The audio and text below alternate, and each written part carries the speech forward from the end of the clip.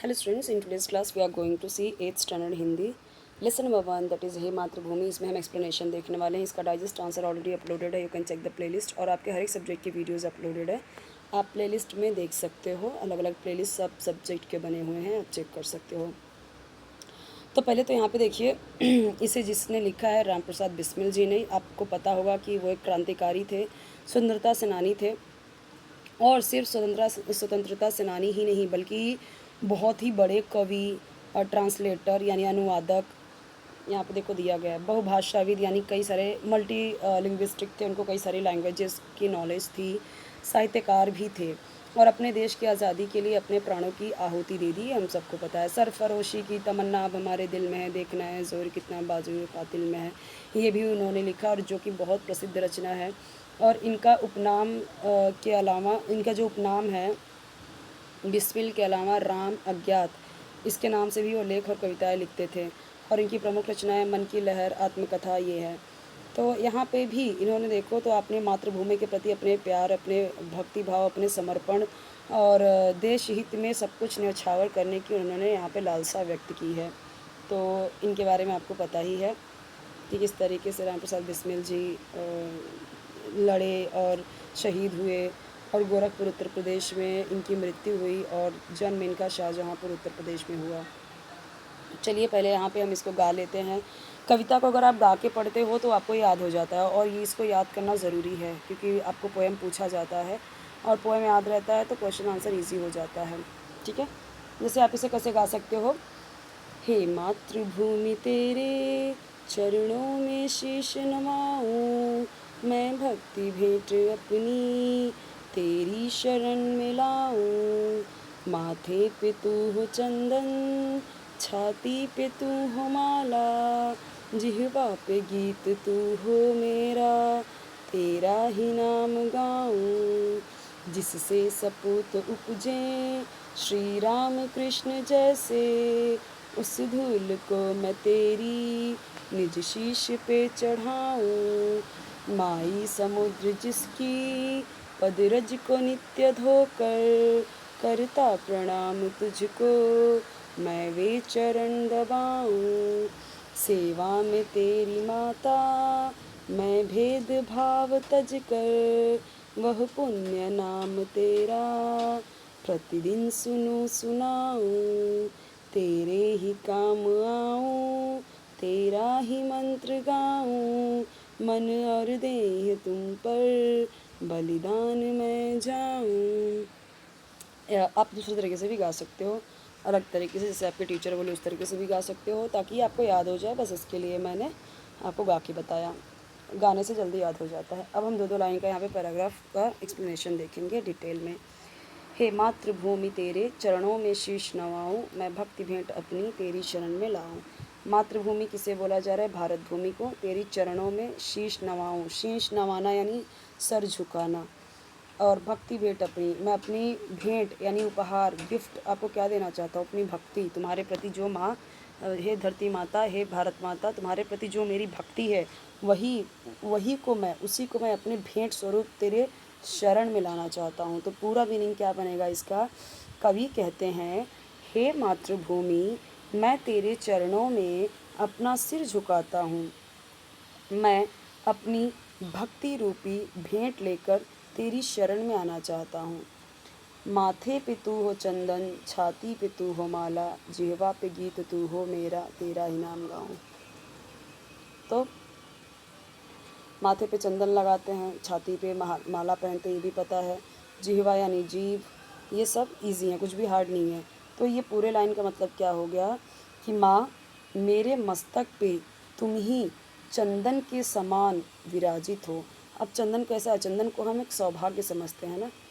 और मेरे हृदय पर तुम ही माला के समान सुशोभित हो, यानी मेरे मन मस्तिष्क में तुम हो माँ, तुम्हारे अलावा मैं कुछ ना सोच सकूं। माँ मेरी जीभ पे, जिह्वा पे सिर्फ और सिर्फ तेरा नाम रहे और मैं हमेशा हमेशा हमेशा तेरा ही गुणगान गाता रहूं या गुणगान करता रहूं। जिससे सपूत उपजे श्री राम कृष्ण जैसे, उस धूल को मैं तेरी निज शीश पे चढ़ाऊँ। जिससे सपूत उपजे, यानी जिससे किससे उपजे हैं ये श्री राम कृष्ण, जो भी बड़े बड़े ऋषि मुनि धर्मात्मा पुण्यात्मा सब पैदा हुए हैं, कहाँ से उपजे हैं? धरती माता।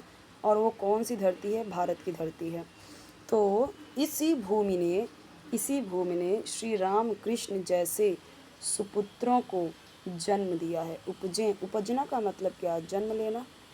तो ऐसी मातृभूमि की धूल को यानी रज को, रज यानी धूल, धूल यानी रज, मैं नित्य अपने निज यानी अपने शीश यानी सर पे चढ़ाऊं। यानी इसी भूमि ने श्री राम और कृष्ण जैसे सुपुत्रों को जन्म दिया है। ऐसी मातृभूमि की रज को मैं नित्य यानी हर रोज़ अपने शीश पर, अपने सिर पर चढ़ाना चाहता हूँ। शीश का मतलब सिर। माई समुद्र जिसकी पदरज को नित्य धोकर, करता प्रणाम तुझको मैं वे चरण दबाऊं। तो हे माँ, समुद्र हमेशा तुम्हारे चरणों को धोकर, नित्य धोकर यानी हमेशा धोकर, यानी पदरज, पदरज यानी कि पैरों की धूल। पद यानी पैर होता है, रज यानी धूल। पैरों की धूल को जो समुद्र धोता है, मैं तुम्हें प्रणाम करता हूँ और मैं वो चरण दबाना चाहता हूँ। यानी हे माँ, समुद्र सदा तुम्हारे जिन चरणों को धोकर तुम्हें प्रणाम करता है, मैं उन चरणों को दबाना चाहता हूँ, उन चरणों की सेवा करना चाहता हूँ। दबाने का मतलब क्या? अभी धरती माता का तो कर नहीं सकते, ऐसी उनकी भावनाएं हैं। अभी इंडिया का जो ये वाला पार्ट है नीचे का, ये क्या है? पूरा समंदर से घिरा हुआ है।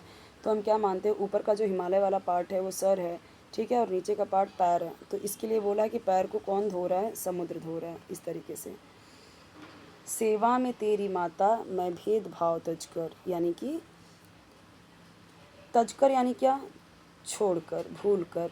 माँ, तेरी सेवा में मैं सारे भेदभाव भूल जाऊँ और तेरा पुण्य नाम प्रतिदिन सुनूं और दूसरों को भी सुनाऊं। यानी माता, मैं हर तरह का भेदभाव छोड़कर, तज कर यानी त्याग कर, त्याग कर, ठीक है, त्याग कर को ही तज कर बन गया है हिंदी में। तो उसे छोड़कर तेरी सेवा करना चाहता हूँ। मैं चाहता हूँ कि प्रतिदिन तेरा पुण्य नाम ही सुनूं और दूसरों को भी सुनाऊं। अब इसका मतलब क्या है? भारत की सेवा आप कैसे कर सकते हो? अब यहाँ पे अलग अलग धर्म, अलग अलग जाति संप्रदाय के लोग हैं, तो वो सब छोड़ के मैं उन सब के लिए सोचूं, उन सब के लिए करूं। अगर वो शहीद हुए हैं तो क्या एक धर्म के लिए, एक जाति के लिए नहीं, बल्कि सब लोग सुखी रहें, सब लोग इस चंगुल से निकले, सब लोग आज़ाद रहें, इसकी वजह से ना। तो उन्होंने सारे भेदभाव तज के, छोड़ के, भूल के उन्होंने अपना प्राण न्यौछावर किया है। तेरे ही काम आऊँ, तेरा ही मंत्र गाऊँ, मन और देह तुम पर बलिदान मैं जाऊँ। यानी माँ, मैं मंत्र के रूप में तेरा ही नाम जपता रहूँ, जिस रूप में हो सके मैं तेरे लिए समर्पित रहूँ। मैं अपना तन और मन तेरे लिए बलिदान कर दूँ। देह यानी तन, शरीर, मन यानी आपको पता ही है, और तेरे ही काम आऊँ, सिर्फ आपके काम आऊँ। यहाँ पे ये चैप्टर हमारा कंप्लीट होता है। और ये जो क्वेश्चन आंसर है, ऑलरेडी सारे डाइजेस्ट के आंसर्स अपलोडेड हैं, you can check the playlist. वारिस कौन हम देखेंगे नेक्स्ट वीडियो में, ठीक है। और कोई भी वीडियो का एक्सप्लेनेशन चाहिए, डाइजेस्ट आंसर चाहिए, कुछ भी आपको चाहिए, कमेंट में ज़रूर बताइए। चैनल ज़रूर सब्सक्राइब कीजिए, वीडियो लाइक कीजिए, फ्रेंड्स के साथ शेयर कीजिए, बेल आइकन ज़रूर प्रेस कीजिए, ताकि जब भी न्यू वीडियो अपलोड करूँ आपको उसका नोटिफिकेशन ईजिली मिल जाए, आपको ढूंढने की ज़रूरत ना पड़े, ठीक है। चैनल को ज़रूर सपोर्ट कीजिए। 3rd स्टैंडर्ड से लेकर 10th स्टैंडर्ड के हर एक सब्जेक्ट की वीडियोस बना रही हूँ, मैं अपलोड कर रही हूँ। तो आपके फ्रेंड्स हो, रिलेटिव्स हों, आपके भाई बहन हो, तो आप उनको शेयर कर सकते हो उनके स्टैंडर्ड की वीडियोस।